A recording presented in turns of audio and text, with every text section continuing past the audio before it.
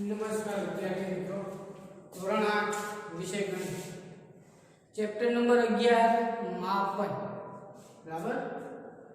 છેલ્લે 8મા લેક્ચરની અંદર સ્વાધ્યાય 11.2 નો 8મો દાખલો પૂરો કરેલો. આજે 9મા લેક્ચરમાં 11.2 માં આગળ 9મા દાખલાથી શરૂઆત કરીશું. જો 9મા દાખલાની રકમ હું અહીંયા બોર્ડ પર લખું છું બરાબર, ધ્યાન આપજો. જમીનથી ઉપર ઉઠેલ એક પોટલો છે. જમીનથી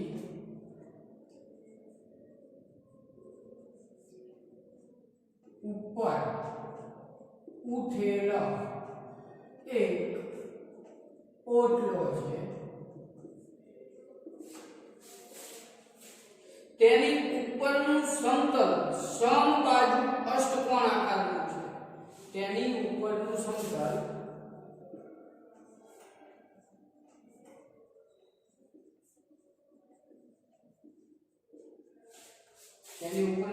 કેવું છે?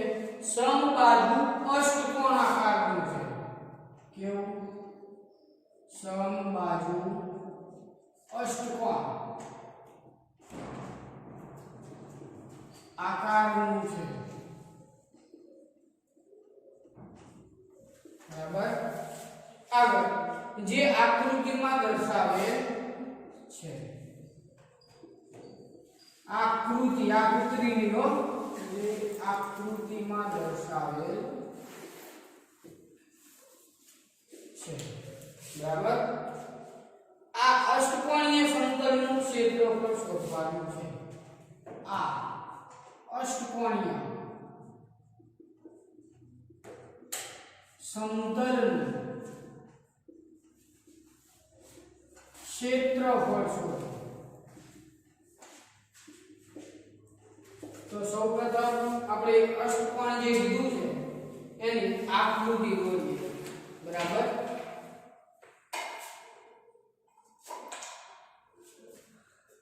અષ્ટકોણ એટલે કે કેટલી બાજુઓ છે? 8 બાજુઓ છે અને 8 ખૂણા છે. બરાબર.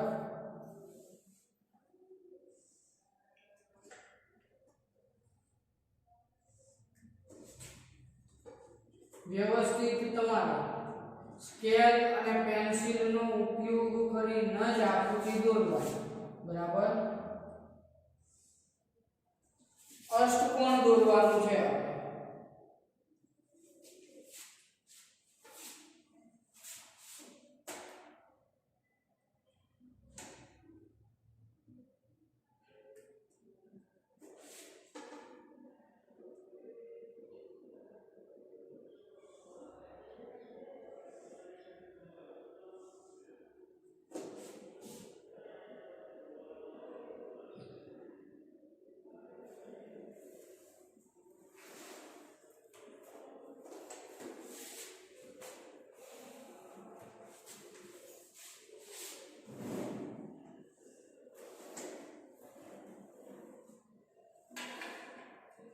આવી રીતના બે લંબચોરસ દોરી અને એને જોડી દઈશું. બરાબર. એટલે આપણને અષ્ટકોણ મળી જશે.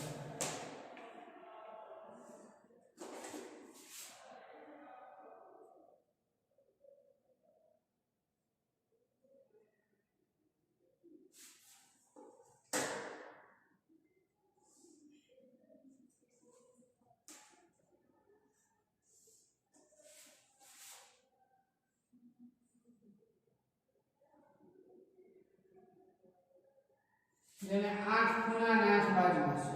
2 3 4 5 6 7 અને 8. બરાબર. અષ્ટકોણ છે. જમીનથી ઉપર ઉઠેલ પોટલો અને એની ઉપરનું જે સમતલ છે એ સમબાજુ અષ્ટકોણ આકારનું છે, અવલિકાકાર છે, જે આકૃતિમાં દર્શાવેલ છે.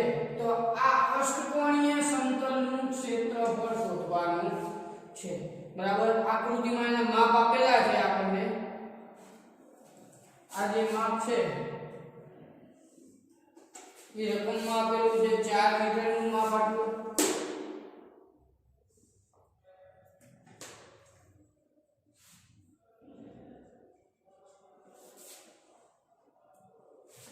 આ જે માપ છે આપેલું છે 11 મીટર અને બીજી બધી બાજુના માપ આપેલા છે 5-5 મીટર. કેવું કીધું છે? સમબાજુ એટલે આ બધી બાજુના માપ કેવા હશે? 5-5 મીટર હશે. બરાબર. તો સૌપ્રથમ તમે આમાં કેવી રીતના શોધશો? તો જો આ ઉપરનો જે આખા છે આમાં કુલ 3 ભાગ છે. કેટલા? 3 ભાગ. કયા કયા દેખાય છે 3 ભાગ? જો આ એક ઉપરનો ભાગ, આ બીજો ભાગ. પહેલો અને બીજો આ બંને ભાગના આકાર કેવા છે? સમલંબ ચતુષ્કોણ છે. કેવા? સમલંબ છે. જો ગોળના રવા જેવો આકાર છે. અને ત્રીજો ભાગ છે જે એ લંબચોરસ આકારનો છે. કેવો? લંબચોરસ. બરાબર. તો એક સમલંબ ચતુષ્કોણનું ક્ષેત્રફળ શોધવું, એને 2 વડે ગુણવું એટલે પહેલા અને બીજા ભાગનું ક્ષેત્રફળ મળી જાય. બરાબર. ત્યારબાદ ત્રીજા લંબચોરસ ની લંબાઈ અને પહોળાઈ આપણને ખબર છે.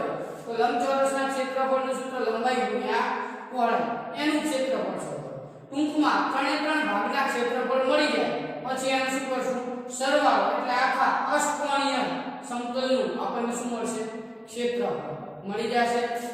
તો સૌપ્રથમ આપણે આ ઉપરનો જે સમલંબ ચતુષ્કોણ છે એનું ક્ષેત્રફળ શોધીએ.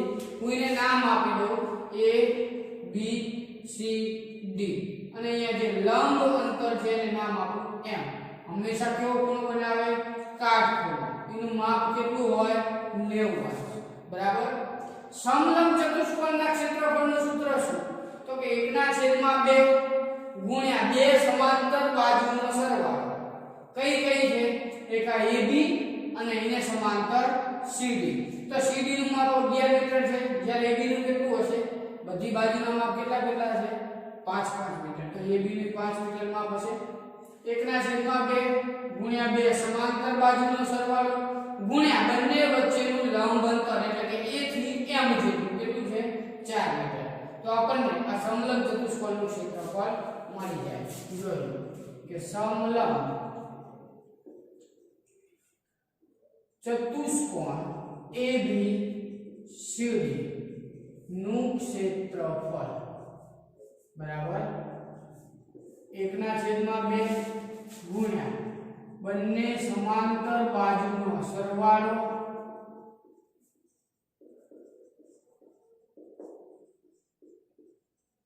ગુણ્યા એ બંને સમાંતર બાજુ વચ્ચેનું લંબ અંતર. બરાબર. બંને બાજુ વચ્ચેનું કેવું અંતર? લંબ અંતર. ચાલો 1/2 બે સમાંતર બાજુનો સરવાળો કઈ કઈ? તો કે AB અને બીજી CD એટલે કે AB + CD ગુણ્યા બંને વચ્ચેનું લંબ અંતર કોના જેટલું હશે? A થી M જેટલું એટલે કે AM. બરાબર. 1/2 AB નું માપ કેટલું છે? 5 પ્લસ CD નું માપ 11 મીટર ગુણ્યા AM નું માપ 4 મીટર. છેદ છે અહીંયા 2 દુ 4 એટલે વચ્ચે શું? 5 + 11 એટલે કે 16 ગુણ્યા 2 એટલે 16 દુ 32 મીટર નો વર્ગ. બરાબર. આ કોનું ક્ષેત્રફળ મળશે આપણને?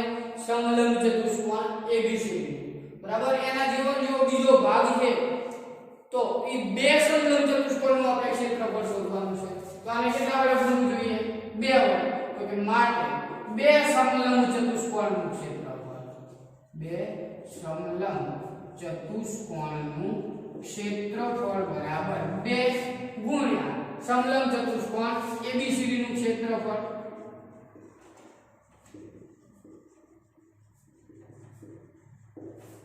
બરાબર. 2 સમલંબ ચતુષ્કોણ ABCD નું કેટલું મળ્યું? 32 એટલે 32 દુ 64 મીટરનો વર્ગ. ચલો કુલ 2 ભાગનું ક્ષેત્રફળ મળી ગયું. એક ભાગ વધ્યો. કેવો આકાર છે? લંબચોરસ. બરાબર. અહીં લખી નાખીએ ડાયરેક્ટ લંબચોરસનું ક્ષેત્રફળ. લંબચોરસના ક્ષેત્રફળનું સૂત્ર લંબાઈ ગુણ્યા પહોળાઈ. લંબાઈ કેટલી છે? 11 મીટર. બે સરખી હશે અને પહોળાઈ 5 મીટર. એટલે કે 11 × 5 11 × 5 55 મીટરનો વર્ગ શું મળશે લંબચોરસનું ક્ષેત્રફળ આપણે રકમમાં કોનું ક્ષેત્રફળ પૂછેલું છે અષ્ટકોણીય સમતલનું ક્ષેત્રફળ તો આગળ લખશું માટે અષ્ટકોણીય સમતલનું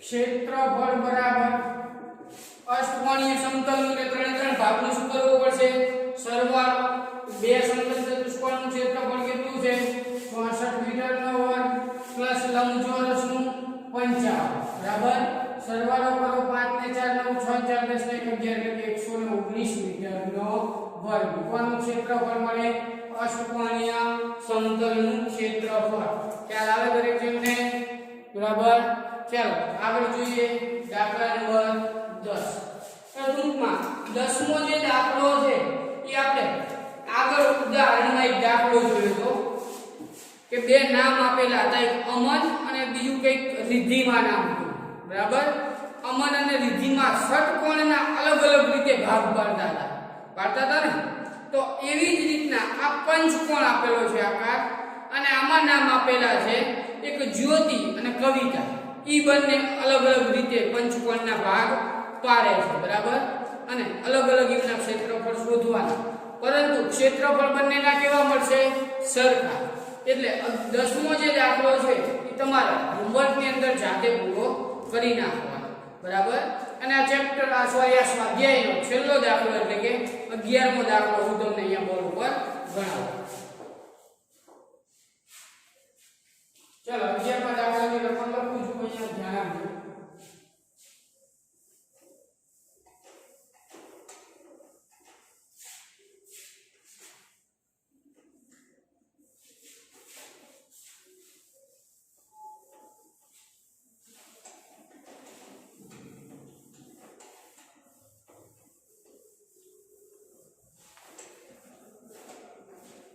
जो 11 दाखलो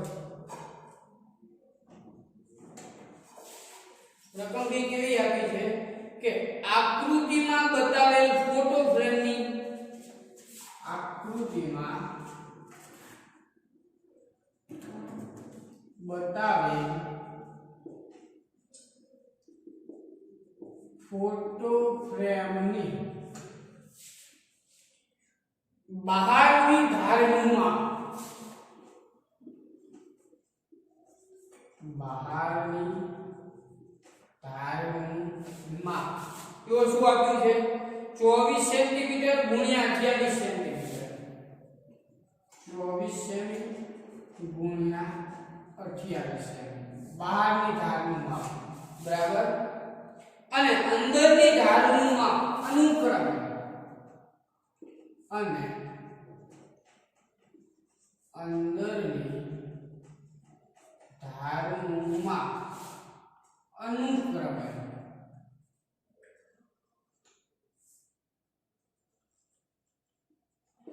જો શું આપેલું છે 16 સેમી ગુણ્યા 20 સેમી છે એટલે કે લંબાઈ અને પહોળાઈ આપેલી છે બરાબર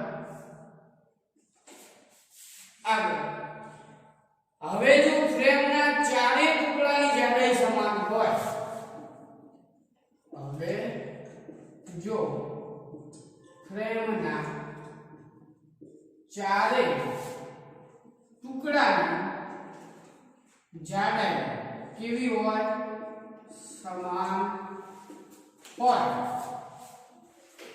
તો ફ્રેમના પ્રત્યેક એટલે કે દરેક ટુકડાનું ક્ષેત્રફળ શોધો તો ફ્રેમના પ્રત્યેક ટુકડાનું ક્ષેત્રફળ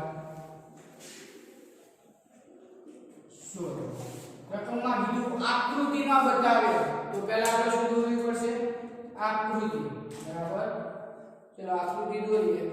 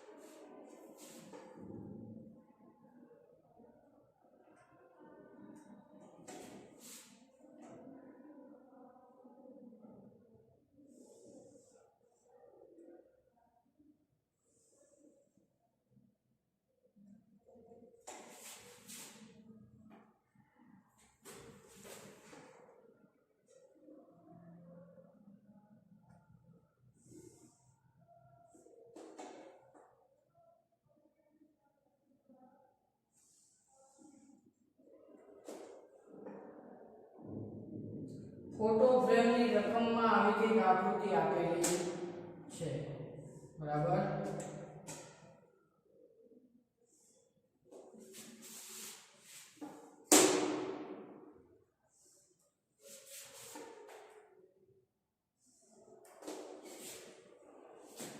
अलग अलग भागના નામ આપેલા છે A B C અને D ફરીથી એકવાર તમે જો આકૃતિમાં બતાવેલ ફોટો ફ્રેમ બહારની ધારનું માપ આ બહારની જે છે એની ધારનું માપ આપેલું છે એટલે કે 24 સેમી ગુણ્યા 28 સેમી એટલે લંબાઈ અને પહોળાઈ બરાબર તો આ લંબાઈ કેવા છે લંબાઈ આપેલી છે 24 સેમી કેટલી 24 સેન્ટીમીટર અને એની પહોળાઈ આપેલી છે 28 સેન્ટીમીટર બરાબર એવી જ રીતના અંદરની ધારનું માપ આપેલું છે કે એની અંદરની ધારનું માપ અનુક્રમે 16 સેમી અને 20 સેમી તેની લંબાઈ કેટલી આપી છે અંદરની ધારની 16 સેમી અને એની પહોળાઈ 20 સેમી બરાબર હવે જો ફ્રેમની ચારેય ટુકડાની જાડાઈ આ ચાર ટુકડા નામ આપ્યું આપણે A B C અને D આ ચારે ચાર ટુકડાની જાડાઈ સમાન હોય તો ફ્રેમના પ્રત્યેક એટલે દરેક ટુકડાનું ક્ષેત્રફળ આપણે અલગ અલગ શોધવાનું છે તો ચારે ચાર આકાર જુઓ તો કેવા છે સમલંબ ગોળના રવા બરાબર તો ટૂંકમાં સમલંબ ચતુષ્કોણના ક્ષેત્રફળનું સૂત્ર વાપરવું પડશે પણ સમલંબ ચતુષ્કોણના ક્ષેત્રફળના સૂત્રમાં બે સમાંતર બાજુનો સરવાળો ગુણ્યા બંને વચ્ચેનું લંબ અંતર એવું આવે છે બરાબર તો કુલ અંતર કેટલું છે 28 સેન્ટીમીટર આપણે તો આટલું જ અંતર જોતું છે તો એ તમે કેવી રીતના શોધશો તો કે 28 કુલ આખું છે એમાંથી આટલું બાદ કરી દો એટલે કેટલું વધે 28 માંથી 20 બાદ કરો ફોટાની ફ્રેમનું જે કઈ છે અંતર ફોટાનું આ અંદરનો જે કઈ છે એ ફોટો છે બરાબર અને આ ચારે બાજુના જે ટુકડા છે એ શું છે ફ્રેમ તો ફ્રેમની પહોળાઈ તમને 28 સેન્ટીમીટર આપી છે ફોટાની પહોળાઈ 20 છે જો 28 માંથી 20 બાદ કરો તો પાછળ 8 સેન્ટીમીટર વધે તો 8 સેન્ટીમીટર કયા કયા ભાગની લંબાઈ છે કુલ તો કે આ ચાર અને આ ચાર બે બાજુ સરખી જ હોય તો કુલ 28 થઈ જાય બરાબર તો આટલું એટલે એના કોના જેટલું અંતર છે તો કે લંબ અંતર જેટલું અંતર થશે બરાબર તો એનું લંબ અંતર કેટલું મળે આપણને 4 સેન્ટીમીટર મળે તો હવે આપણે ટુકડાનું ક્ષેત્રફળ શોધી શકીએ બરાબર ચાલો શોધી આગળ કે a પેલું નામ આપીએ a અથવા તો પહેલા તો લંબ અંતર કેવી રીતના શોધવું એ બતાવી દઈએ આપણે બરાબર ઊંચાઈ ટૂંકમાં ઊંચાઈ તો કે ઊંચાઈ બરાબર 28 માંથી કેટલા બાદ કર્યા 20 અને એને કેટલા આપણે ભાગ્યા 2 આપણે બરાબર 28 - 20 છેદમાં 2 એટલે કે 8 ના છેદમાં 2 બરાબર કેટલા સેન્ટીમીટર ઊંચાઈ મળી ગઈ 4 સેન્ટીમીટર બરાબર હવે સમલંબ ચતુષ્કોણ A પહેલાનું શોધીએ તો કે સમલંબ ચતુષ્કોણ A નું ક્ષેત્રફળ સૂત્ર 1/2 ગુણ્યા આ સૂત્ર નથી લખતો બે સમાંતર બાજુનો સરવાળો એટલે કે 16 + 24 થશે ગુણ્યા બંને વચ્ચેનું વિષ્ણુભાઈ લંબ અંતર કેટલું છે 4 સેન્ટીમીટર બરાબર 1/2 ગુણ્યા 16 + 24 40 થશે ગુણ્યા 4 છેદ છે 20 દુ 40 એટલે કે 20 ગુણ્યા 4 કેટલું મળે 80 સેન્ટીમીટર નો વર્ગ કોનું ક્ષેત્રફળ મળે તો કે ચતુષ્કોણ A બરાબર હવે એવી જ રીતના આપણે કોનું શોધવાનું છે B માં પણ બે બાજુનું માપ આપણને ખબર છે લંબ અંતર શોધવું હોય તો એની ઊંચાઈ કેટલી મળશે B ની કોઈ કહેશે B ની ઊંચાઈ તો ટૂંકમાં A નું જે મળ્યું સામેનો ભાગ C A અને C નું ક્ષેત્રફળ કેવું હશે તો કે સરખું તો કે માટે સમલંબ ચતુષ્કોણ C નું ક્ષેત્રફળ બરાબર પણ કેટલું થશે 80 થશે તો કે માટે સમલંબ ચતુષ્કોણ C નું ક્ષેત્રફળ પણ કેટલું થશે 80 સેન્ટીમીટર નો વર્ગ એવી જ રીતના B નું જે થશે એ કોણ થશે D તો B ની ઊંચાઈ કેટલી મળશે શેમાંથી શું બાદ કરવું પડશે 24 માંથી 16 અને એને કેટલા વડે ભાગવા પડશે 2 વડે બરાબર 24 માંથી 16 બાદ કરો તો કેટલી વધે 8 8 ને પણ 2 વડે ભાગો તો કે એની ઊંચાઈ પણ કેટલી મળશે 4 સેન્ટીમીટર આ પણ કેટલી મળશે 4 હવે આપણે શોધીએ B નું તો કે સમલંબ ચતુષ્કોણ B નું ક્ષેત્રફળ બે સમાંતર બાજુનો સરવાળો એટલે 20 + 28 ઊંચાઈ કેટલી છે લંબ અંતર 4 1/2 48 * 4 થશે 24 * 48 એટલે કે 24 * 4 96 થશે કેટલું 96 સેન્ટીમીટર નો વર્ગ બરાબર તો જે B નું ક્ષેત્રફળ હશે એટલું ક્ષેત્રફળ કોનું હશે D તો કે માટે સમલંબ ચતુષ્કોણ D નું ક્ષેત્રફળ પણ કેટલું થશે 96 સેન્ટીમીટર નો વર્ગ તો ફ્રેમના ચારેય ટુકડાની જાડાઈ સરખી હોય તો ફ્રેમના પ્રત્યેક ટુકડાનું ક્ષેત્રફળ શોધો A નું અને C નું કેટલું મળે છે 80 સેન્ટીમીટર નો વર્ગ અને B અને D નું 96 સેન્ટીમીટર નો વર્ગ બરાબર અહીંયા આપણું સ્વાધ્યાય 11.2 પૂર્ણ થાય છે આવતા લેક્ચરમાં નવા ટોપિક સાથે મળીશું